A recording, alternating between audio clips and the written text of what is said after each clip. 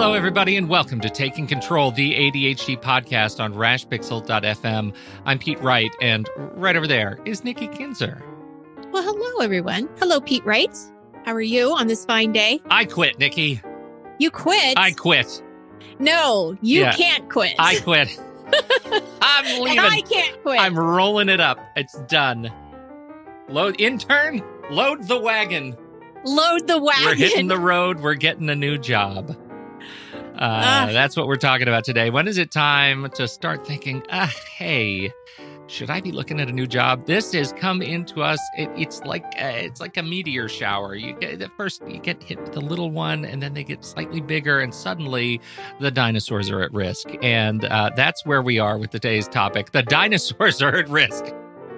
Yes. You know, Pete's metaphors. Where did that come from? Let's talk about Pete's metaphors for a minute. Sometimes they work. Sometimes the dinosaurs are at risk. So that's where we're going to go today. Before we do that, head over to takecontroladhd.com. You can get to know us a little bit better. You can listen to the show right there on the homepage on the website, or you can subscribe to the mailing list, and we'll send you an email each time a new episode is released. You can connect with us on Twitter or Facebook at Take Control ADHD, as always. And if this show has ever touched you, if it's ever changed your life in any, even in small way that has made a difference in how you live your life with ADHD, we invite you to consider supporting the show directly by becoming a member at patreon.com/the ADHD podcast. Members get access to the fantastic Discord community, the ADHD group, access to the ADHD members-only Facebook page, and you get early access to this very podcast with no sponsor membership messages in it at all. That's right. If you were a member, you would be able to subscribe to this show in your very personal feed and not hear me talking right now. We would already be talking about the show. It's like living in the future. You'd also get, at our supreme level, you get access to a monthly video workshop that Nikki and I do every single month, and access to all of the downloads, worksheets, and forms that can help you structure your life with ADHD. Thank you to those of you who have already joined the membership community, and thank you to those who are considering jumping over there right now at patreon.com/the-ADHD podcast and supporting the show yourself. We deeply appreciate it. Let's start with a question. Would you like me to read it? Yes, please. I was just listening to your most recent podcast, and you and Pete both mentioned people in your lives that you think could have ADHD but haven't been diagnosed. I've also encountered people who show signs that are borderline, and then people who seem like obvious textbook ADHD cases that haven't been diagnosed. I wondered if you had thought about doing a podcast episode about how to handle these people when you encounter them, whether to mention it to them tactfully or just leave it, or what. I've often wondered what to do because, on the one hand, I want to share information that might help them, but I don't want to offend them or diagnose them. And there was also a similar question that popped up in the Discord feed recently, too, about same kind of situation. So I thought it'd be good for us to touch base a little bit on this. Mm-hmm. We can always do an episode later, but I definitely, because this came in now, I wanted to address it. Right. So what do you think, Pete? I'm going to put you on the spot first. Well, and this, the conversation for me started because, I had a conversation about a family member who said, I think he's got ADHD, and he's been living with it all his life. And so I tend to, when I run into this case, I tend to handle it with humor, and will often say something just like, because people know I have ADHD. I'm pretty loud and proud about that, and so I run in with somebody else and I'll say, so how's your ADHD? When I see something that's obviously ADHD related, I'll just say it out loud, and we'll laugh about it. And, it depends kind of how, what they've been thinking about their experience with ADHD, whether or not we'll have a conversation about it. What I find is when they're ready to have the conversation, that little dose of humor will actually cause them to respond seriously and say, I've been thinking about that. It's funny you should mention it. It's funny you should say that out loud. And then we'll be able to have a conversation, and I'll have the opportunity to, as our commenter says, to share information that might be helpful in helping them live their lives. I find if we just laugh about it and they don't respond, they're not ready to talk about it, and I don't want to push. I don't want to. I'm not selling anything for God's sake. I just want to help them out. So humor is my short answer. Go to. Yeah. What do you do? So in my situation, or in the situations that I've been around, humor it has not gone over real well with my husband. And so he gets mad. I gotta say, that doesn't surprise me. I don't think it would go over well with my wife either. No. But there are different reasons for that. Yeah, there's different reasons for that. But, I have definitely still, on a very serious level, said, you may want to look into this. But you're in a different place too, because you're a coach. Like that's right. That's your badge. You come into this with a badge. Right. With my daughter, we're in the process right now of getting, I don't know if it's a diagnosis yet. We're in the process of having her get tested. And that was an interesting thing because I've always suspected it for a while. And we have kind of talked about it back and forth. And then there was some humor that kind of went into it. Like, oh, okay, there's your ADHD, oh, what's going on? Focus, Paige, I'm right here, and then it got to the point where she had said a couple of things about school that made me think, okay, this is not just funny. This is something that we need to address. And then it became from humor to more seriousness. Like, we need to go talk to a doctor about this. And so, my daughter is very insightful. And so it wasn't a hard conversation to have with her about it. And again, you're right. I come from a different background, right? I've got the ADHD badge, I guess you say. But with people that you don't know very well, or like coworkers or friends or even extended family members, I think it is a little trickier. I like your approach of being humorous, and I also like the approach of just being transparent about your own self and saying, hey, I have ADHD, and man, I can't tell you how many times I've been late to something, and try to kind of relate to them in a way, whatever you're seeing. I think that can help, because then they'll see that if they really are struggling with, whether this is them or not, and they see you talking about it, it may give them that open door to come in and talk to you about it. Right. I would just be careful not to necessarily say, hey, I think you have ADHD, or be too direct or anything like that, because it could offend somebody. And if they really are trying to figure that out, it could hurt their feelings. I mean, we just don't know. But I think if you're transparent about your own self, and you go into it with a little bit lightness to it, that it will evolve. I mean, something will probably open up if it truly is a diagnosis, right? Yeah. So, right.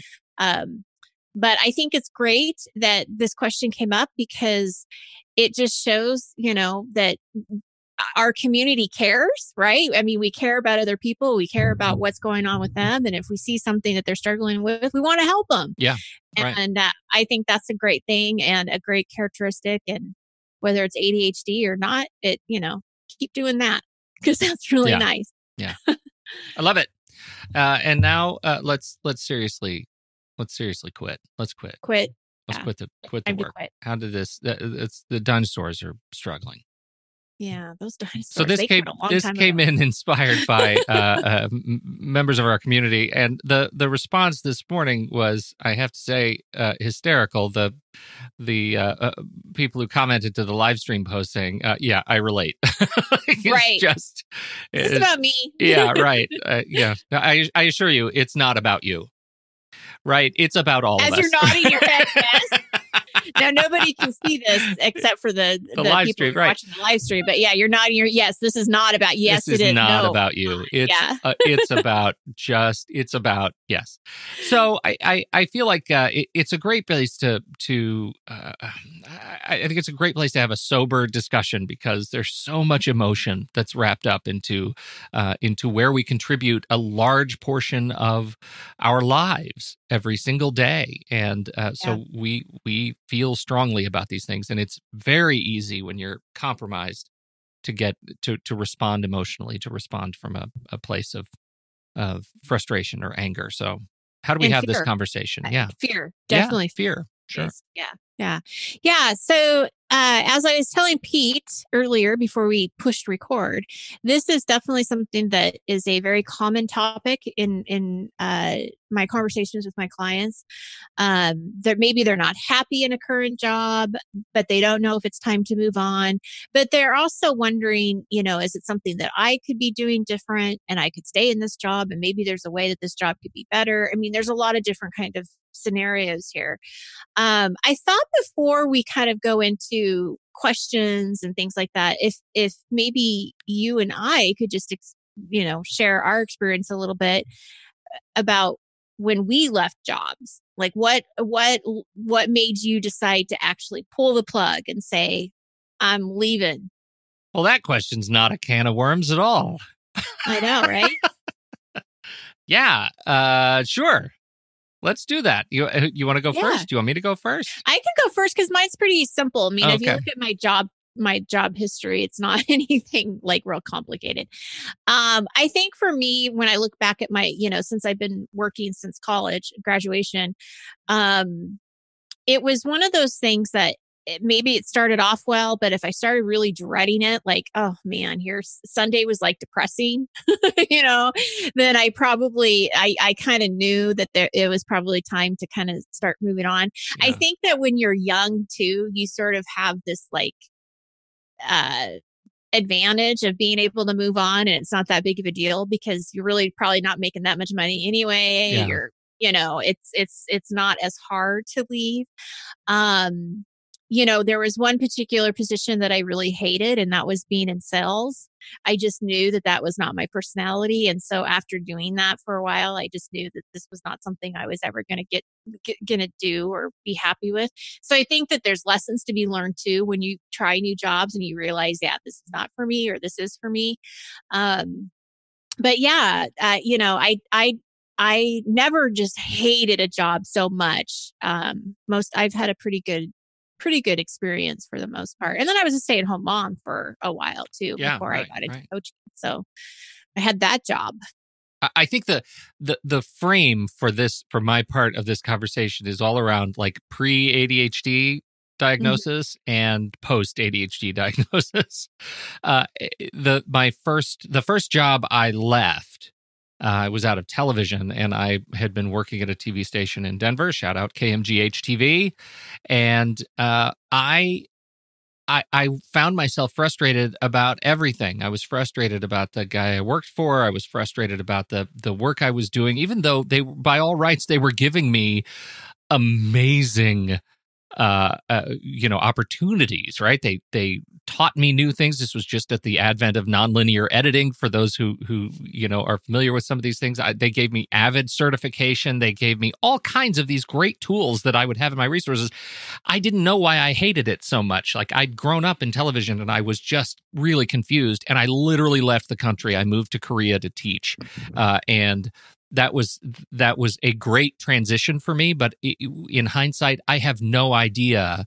Like, I now know that it was in large part because I didn't know how to rationalize my ADHD symptoms with the work that I was tasked to do every day. And I was confused, and I was young, and I just didn't get it. And I came back from Korea and I got a job at a consultancy, and I was doing a project management consultancy.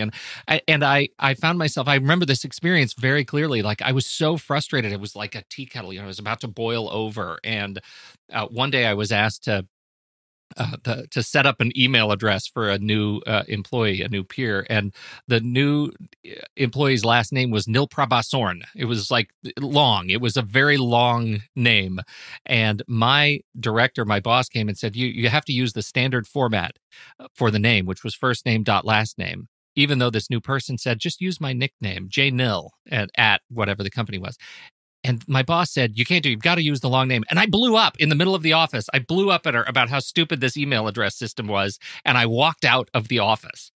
And now here we are, 20 years later. And I look back at that and I think I was frustrated and overstimulated and about so many other things that one stupid little task that I don't even normally have responsibility for in the office caused me to explode and leave the office. Now, I didn't quit that day, but that was the long road down, that began the road down to me just ending up leaving that job. Right. Since my diagnosis, I haven't left a single job. Right. Wow. That's interesting.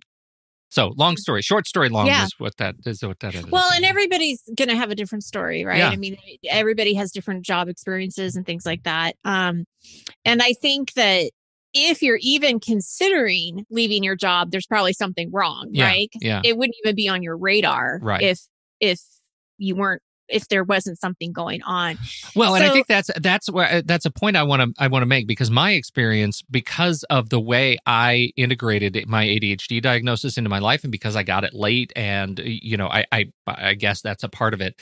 But for me, I put a lot of weight on ADHD as a reason that I was unsatisfied at other jobs. And therefore, my jobs after that, and I haven't had that many, but the fact that I've had so many clients that I've been working with for the longest time, I think is a result of me realizing when I am compromised, I go to the ADHD first and try to solve it as an ADHD problem and not as a I quit problem.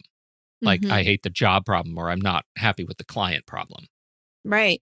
Because there may be an accommodation or something that you can do to tweak that a little bit, and it will be better for you. Absolutely. Exactly. And that's telling too, whether or not it is an ADHD issue versus I just really hate working with this person. Yes. Or, this boss is not very nice or whatever. Say other words, but we're going to say PG-13 or PG. Okay. So this is the thing. I have some questions because I'm a coach. I ask a lot of questions. What I'd like you to do, Pete, for me and for our listeners, is that take some of these questions and put them into our show notes so that people don't have to take notes right now as they're listening to this podcast. All right. So stop writing, everybody. Stop writing. You can find the show notes. This is episode 403, public service announcement. If you go to the website, takecontroladhd.com/podcast/403. You just type the word or the number 403 and then hit return or enter or whatever your keyboard says. You'll go to the show notes for this episode directly. You can also find them in the podcast player that you're using right now. So there you go. Awesome. Thank you. So I'm going to actually change my plan a little bit here, because you made a really good point about where does my ADHD come into play? So I'm going to ask the question, and then I'm going to ask a follow-up question about where does the ADHD come into play? So it's going to be fun. All right. So first question, of course, is what's causing you to even think about this question of whether I should stay or go? Because as we know, if it was not on your radar, there's not an issue, but there's a radar. It's on your radar. There's an issue. So what's causing you to think about it? And what are you complaining about when you talk about your job? What is the most painful piece of it? Right. So we want to look at what you're complaining the most about. And then I want to take that to, does this have anything to do with your ADHD? And, is there an accommodation or something that if it was taken away or, it's so hard because we're talking about in such broad terms, but I just want you to think about why you're considering the question, what you're complaining about, and how does that relate to your ADHD? Probably the simplest way of putting that. How would you describe your relationship with your boss? Something that I found when I was in HR, human resources, is most people, when they leave a company, it doesn't have to do with money, which most people think it might right? Oh, it's better pay if I go to this other company. But that's not the case. Most people leave because of the relationship that they have with their boss. Yeah. So if they don't have a good relationship with their boss, they're more likely to leave. Even for less money, they'll go to a different job because they don't like working with the person that they're working for. So that has a lot to do with, I think, making that decision. If you don't have a good relationship with your supervisor, that's definitely something you have to think about, because that's going to be the quality of your days working there, right? There's a wonderful business educator, Roger Martin, who is he's now retired, but he's a big deal. And he said, in tasks of the mind, monetary incentives are not sound motivators. Right. Right. In tasks of and that you were describing exactly that. The research bears out that you're not going to be motivated by money, or if you are, it will be very short lived. Right. Right. Absolutely. Well, and I think that the only exception to that would be is if it's a promotion, more money. It has to have a lot of different aspects to it. You love the company. Yeah, but it's gonna be about the responsibility or it's something. Not strictly just about the money. It's not going to be about the money. You're going to forget that in a matter of weeks. Oh, for sure. Yeah. For sure. And you also have to think about your coworkers too. Now, this is the thing.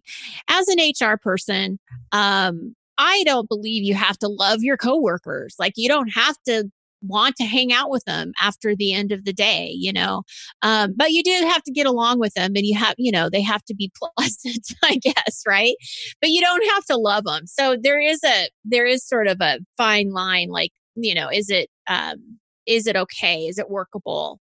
But again, if you got a coworker that you absolutely dislike, you have to think about that. Or if you feel like they're sabotaging you in some way, you have to think about that. So the relationships within the job, I think, are going to make a big difference. If you were still doing this job 2 years from now, would you be happy or would you be mad at yourself? Oh, yeah. Capturing that self-loathing, that handy dandy self-loathing feeling, that judgment that you have been long suffering. Yes, and made the wrong decision. Right. And this is the Joe versus a volcano syndrome, right? Just, when you feel yourself walking up to the gate and your world goes black and white and all you hear is 16 tons and what do you get? Right. I mean, it's just singing the blues. Or are you energized? Is your world in color? Right. Absolutely. Are you holding on to your current job because you are afraid of change? I think fear is probably one of the biggest factors of changing a job. And why wouldn't it be? Right? Like, I'm not going to deny that. I mean, there is a lot of risk when you're leaving a job. And so I think asking yourself that question is like, yeah, I'm just afraid. I'm afraid to leave this job and see what the future is. Then that's what you also have to dive into is, let's tackle that fear and work through that, because that will continue keeping you stuck. Right. And it is a risk. There is a chance that a new job may not work out. We don't know. We don't know what the future holds. Right. Let's see. Are there more things that you like about your job than you don't like? Now, I put this in here for a specific reason, because I don't know if there's ever just like a perfect job where you just love every aspect of it. Right. Yeah. I love my work. I love what I do. I love podcasting, but there are still things that I would be like, oh, I could be okay without this part. Yeah. Or I could do this. I'm okay with delegating this out or not doing it at all. So no job is perfect. And so I think it is really kind of looking at the pros and cons. Are there more things that you like than you dislike?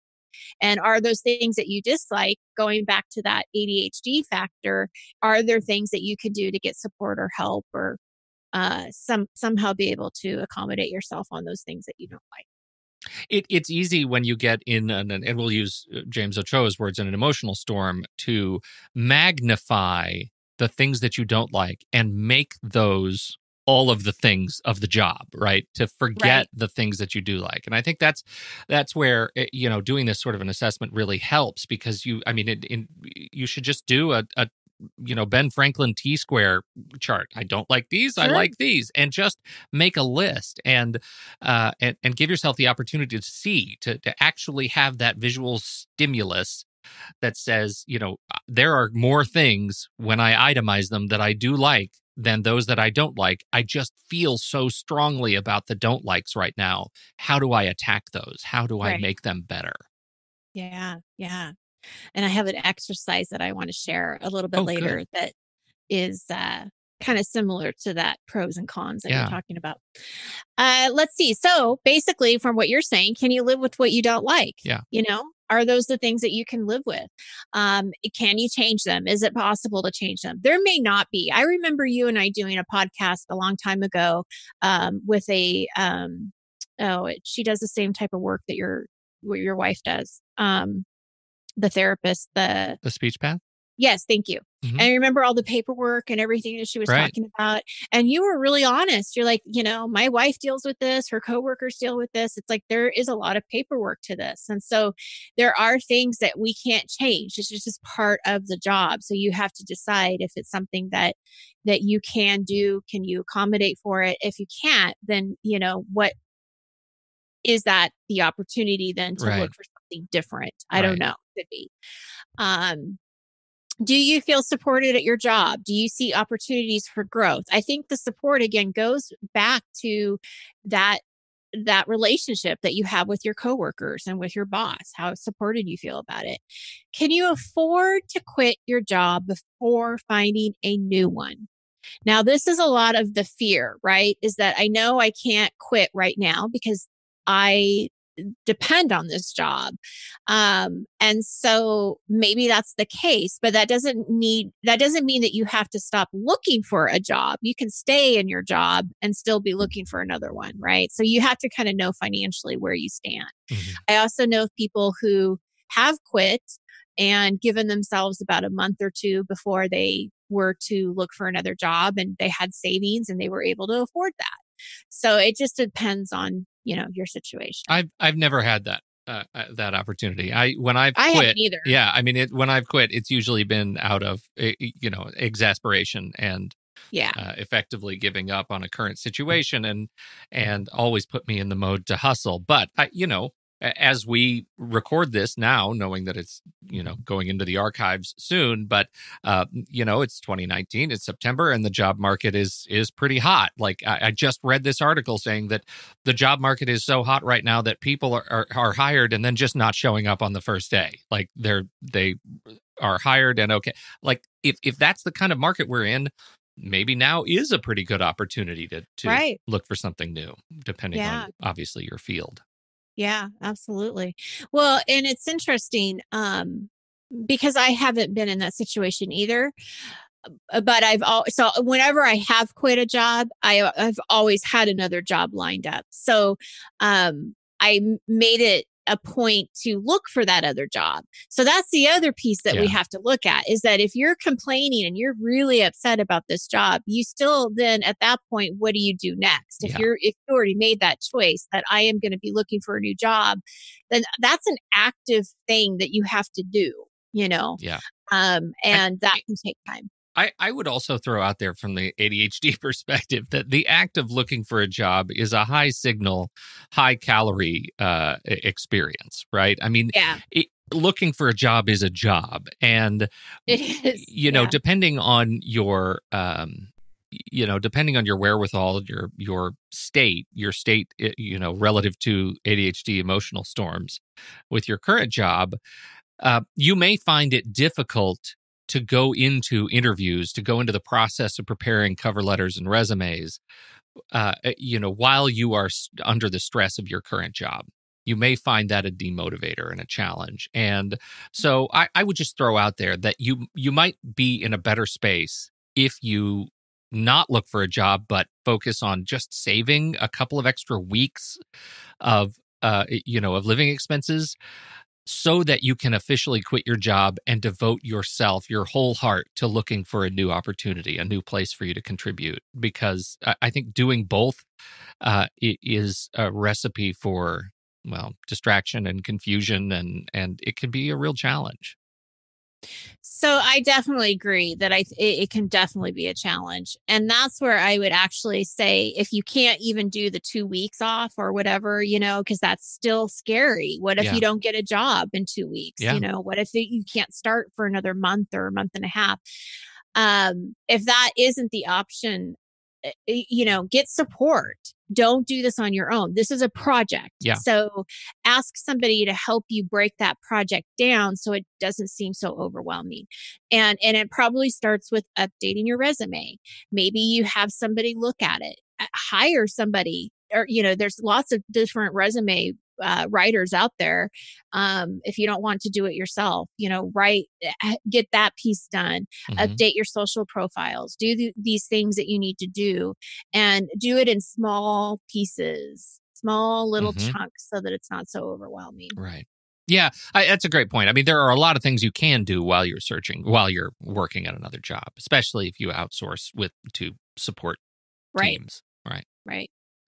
The last question that I want to ask is that, how do you feel about your work and life balance? This is a tricky word, balance. What does that even mean? We could have a whole podcast on it. We probably will at some point.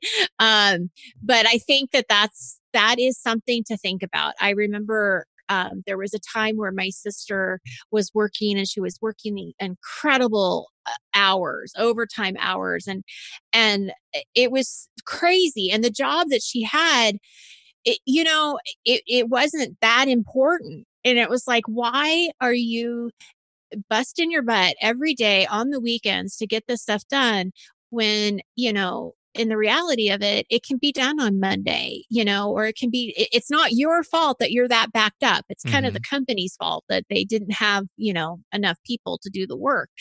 And so it was really kind of this like sit down, think about whether this was worth sacrificing the time that she was, giving away, when the work she was doing was very tedious. It wasn't that, it was important to the company, but it wasn't like, she wasn't a brain surgeon.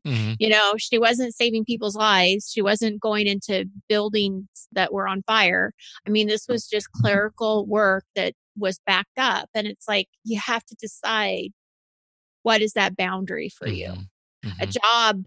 I remember when I first graduated from college, my mom said to me, a job is just a job. If you don't like it, get a new one. You spend too much time there to not like it. Right. So just get a new one.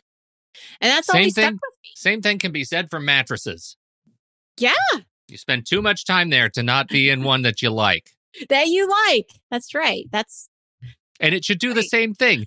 This is amazing. You know what? I feel like I've really recovered from that dinosaur metaphor. Mattresses and jobs. Now that's something I can really sink my teeth into, because they should both.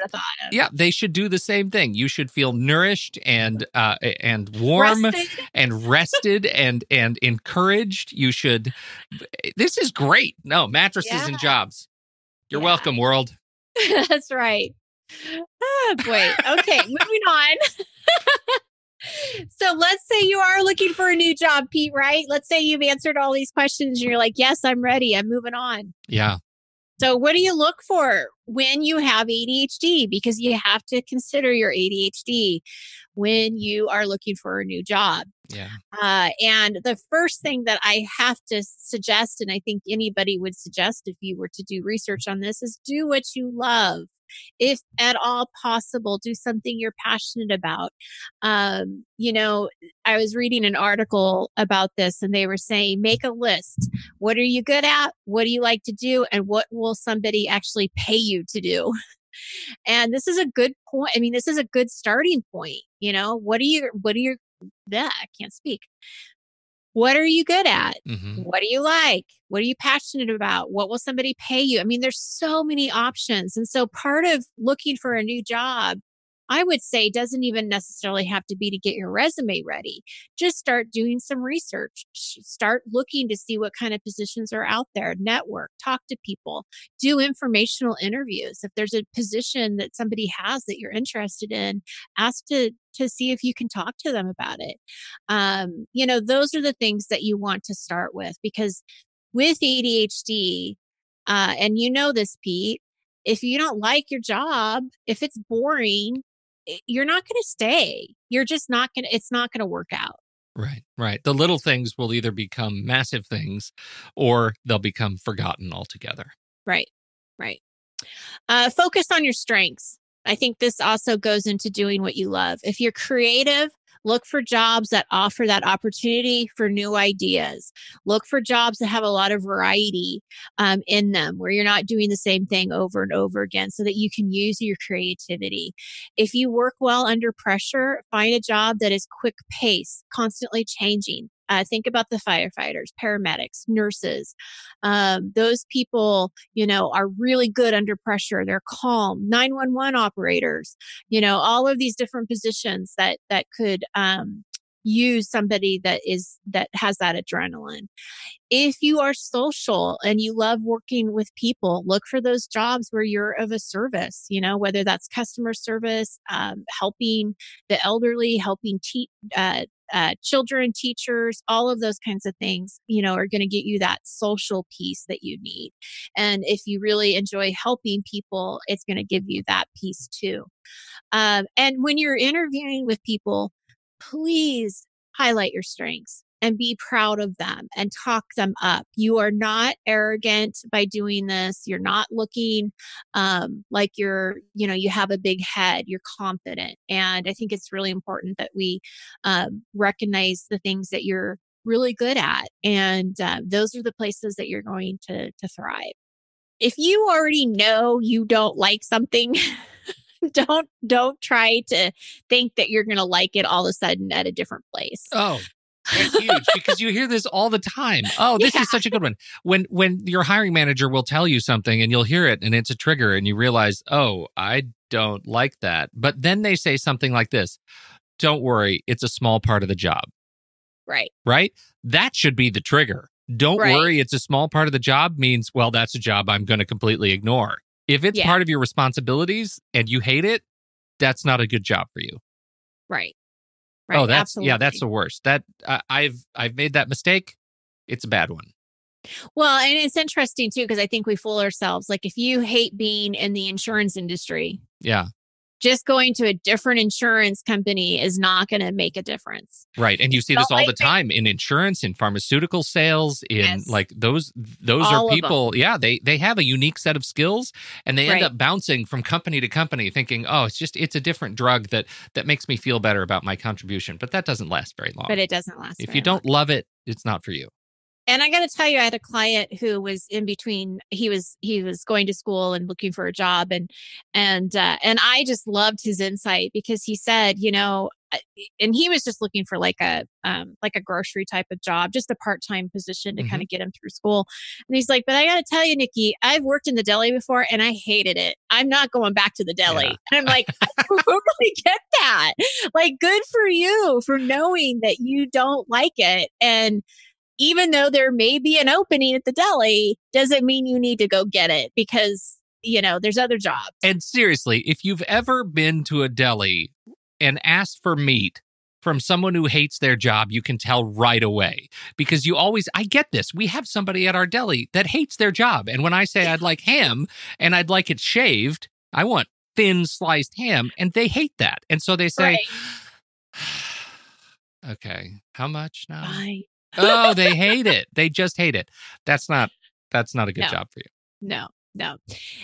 Last point of this, and I still have a few more things to talk about. This is a longer show than I expected. I'm so sorry. That's my fault. I think it's important that when you're looking for a job, and this is for anybody, whether you have ADHD or not, you got to look at the company's culture.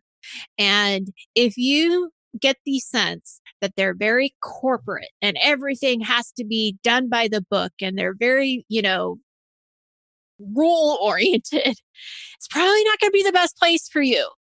Now, you might like the structure, but at some point it's probably not going to be the right place. So you got to look at the background, like do your research, look at the company culture. Do you need something that's maybe a little bit more laid back, a little bit more creative, a little bit more, willing to think outside the box? Just do your research, ask those questions at the interview, because you don't have the job yet. you're not at any, like, you're not really going to hurt yourself by asking these questions about their culture. How would you explain it? You don't have to tell them what you think or what you want, but have them explain what it's like to work there. Mm-hmm. What was it like for this person who I'm replacing? What was it like for them? What was their day-to-day like? Why did they leave?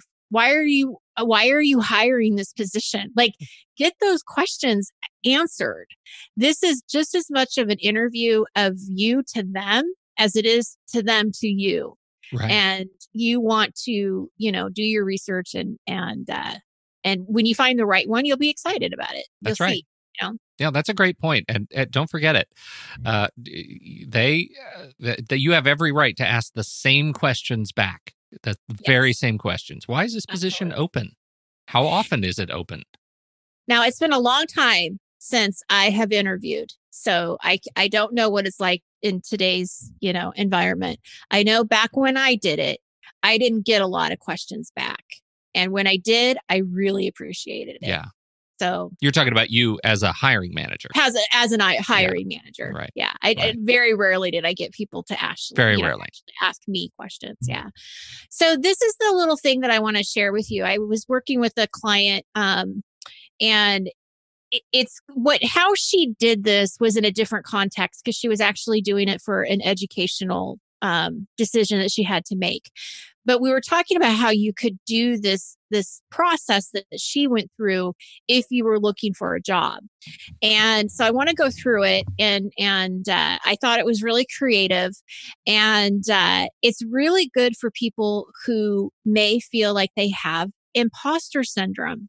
So let's say you're offered a job and you're not sure if you should take it or not because imposter syndrome has come over you, like the dinosaurs. Right.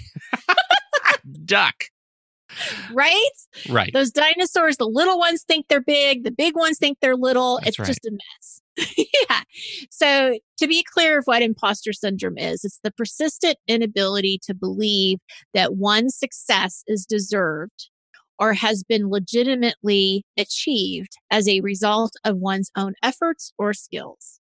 So it's really that idea of, oh, what if I get found out? Like, I'm not as much of an expert as I thought I was, or I am an expert, but they think I'm more of an expert. What if they find that out, that I don't have all the answers? I hope I'm not tested because I won't live up to it. Yeah. Right. It's an old fave around these parts. It is. It's a constant fight.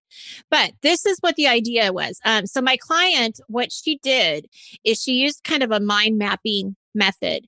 And so I'm going to just, again, kind of take this into the context of looking for a job. So you use kind of think about a mind map, and you break down the job description in categories. So whether that's like a group of tasks that you have to have, or these are like the responsibilities, and you can use a job description kind of as your guide, right? Because most job descriptions are pretty organized in that way. Like, this is the job you're going to be doing. These are the tasks that you have to do or the skills you have to have. So one group of tasks is sort of like the brain, and then the branches can be like the different skills that it will take for you to do that task. What she did is she went through each of the skills and circled with a green pen the ones I shouldn't say her because she did it in a different context. What you're going to do as a listener is you're going to go through the skills and circle with green what you are 100% comfortable with. I know this skill. I know how to do this task. I know how to do it well. I'm going to feel really good about it. I'm going to circle green. Circle yellow for any of those things that you maybe have knowledge about, but you could probably still use some training or, gain some more experience. But, you're okay. Like you could be all right. And then circle red if you have no knowledge or experience with the skill. So this could be something that you've just never done before. You don't know a lot about. Now you look at how many greens, yellows, and reds do you have? And what she was telling me from a academic perspective is that when you actually start to look at the green, yellow, and red, it really does give you a different outlook of what you know what you think you know, what you don't think you know. And it can help you kind of put things in perspective of, am I ready to take this job or am I not? Because there's more reds than greens. And I really don't know this skill, or I'm really not comfortable with this. So I thought it was a really interesting kind of creative way of taking a pros and cons list and actually taking it even a little deeper into what you really know. I love that. It's a visual indicator of confidence. Yes. I adore it. I think Isn't that's it great? really wonderful. And, we could do that. We should be doing that for our own jobs and responsibilities right now. What a great way. If you're on the fence at all, what a great way to sort of pivot, to write down your responsibilities and say, not just what I'm comfortable doing if you're looking for a job, but what am I comfortable doing now? And comfort might mean I'm happy and engaged when I'm doing this work. And you circle in red the stuff that I'm enraged when I'm doing this work. I put off this work, right? And by the end, you'll have a great sort of weighted visual indicator of the confidence you might have to stay in the job that you're currently in. Oh, I love that. I mean, that's a great way of doing that. How many reds do you have compared to greens? Yeah. And yellows might be things that you're on the fence on, that maybe with some tweaking and accommodations, you could turn those green. Right. Oh, I love it. Well, and something else that I just want to add that I was thinking about when we were talking about this is that it can also not only help when you have had that job offer, but let's say that you're afraid to apply for a job because you're not really sure how your skill set's going to come into that, because maybe it's a different industry. Right. Well, this is another great exercise to do, is to break down what those tasks would be in that job. And then what are your skills that would apply to those tasks? Because maybe you've never done that specific job before, but you have excellent customer service experience. You have excellent computer experience, and, having to deal with uncomfortable situations. Well, that could work into this task. So when you go into an interview, now you can really talk about how your strengths and skills apply to that job. Oh yeah, that's perfect. Yeah, it's great. What a wonderful tool. Yeah. Oh, we're gonna use this for more. Yeah, I know. When she told me this last week, I'm like, can I put this in the podcast? Because this is really good. It's really good. Yeah. And she's like, sure. So huge I win. love it. Huge win. Yep. All right.